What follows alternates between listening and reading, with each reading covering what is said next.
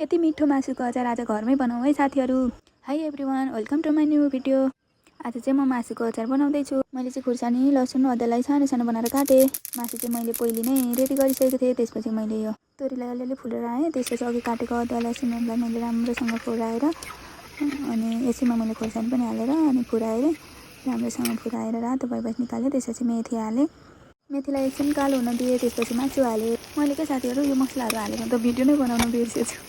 मैले के मरिच ल्वाङ जिरा धनियाँको धुलो चाहिँ मैले पिसेरै राखेको थियो अनि त्यो चाहिँ मैले अघि नै लगाइसकेको थिएँ। मैले यहाँ भिडियो बनाउनु चाहिँ बिर्सेछु। यसपछि मैले कागज दुईवटा जति कागज निचोरेर हालेँ। यसपछि मैले बनाएको मासुको अचार चाहिँ रेडी भयो साथीहरू। तपाईँहरूले भनिराख्नु भएको होला यो साउनमा यसलाई काहीँ नभएर अचार खानुपर्ने मासु खानुपर्ने भनिराख्नु भएको होला। हाम्रोतिर चाहिँ म चाहिँ लामाकार्की हो नि त, त्यही भएर यो लामाकार्कीको देवाली चाहिँ जहिले साउनमा हुन्छ क्या साथीहरू। त्यही भएर जन्मेदेखि यत्रो भइसक्यो कि मैले आजसम्म साउनमा मासु बारेको छैन।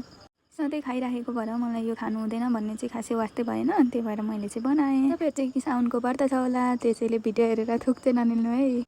यति भन्दै मेरो अचार चाहिँ रेडी भइसक्यो। हेर्नु न, हेर्दाखेरि त कति थोरै देखेको थियो तर अलि धेरै नै भयो। अनि यो माथिबाट चाहिँ मैले तताएको तेल हाल्दैछु अलिअलि। अघि अलिक कम भएको थियो अनि माथिबाट हालेको। हेर्नु न, मेरो अचार त हेर्दा बाहिरबाट हेर्दा पनि कति मिठो पो देखियो साथीहरू, खाउँ खाउँ लाग्ने जस्तै।